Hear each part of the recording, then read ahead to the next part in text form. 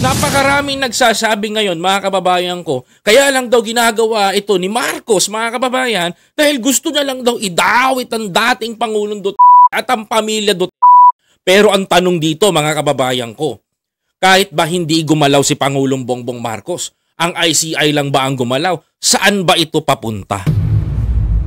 Tama ho ba ako?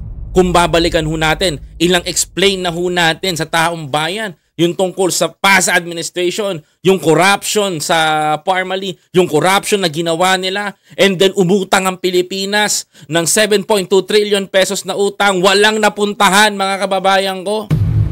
Aba, kahina-hinala po yun. Yun ho ang gusto natin liwanagin dito. Wala ho tayong pinatatamaan na tao, bagkus papunta ho sa kanila ang mga bara at ang mga kanilang ginawa, at ito'y masasabi kong karma. Nandun na ho tayo. Kaya ho mag-isip-isip na ho kayo. Hindi lang ho sila ang babanatan. Hindi ho kasalanan na sinasabi nila bakit di imbestigahan si Pinoy. Ay teka lang, nandito tayo sa Marcos administration. Sino bang pinalta ni Marcos? Mga kababayan ko, di ang mga Duterte. O doon muna tayo mag-uumpisa sa Duterte. Saka tayo tatalon sa Aquino administration.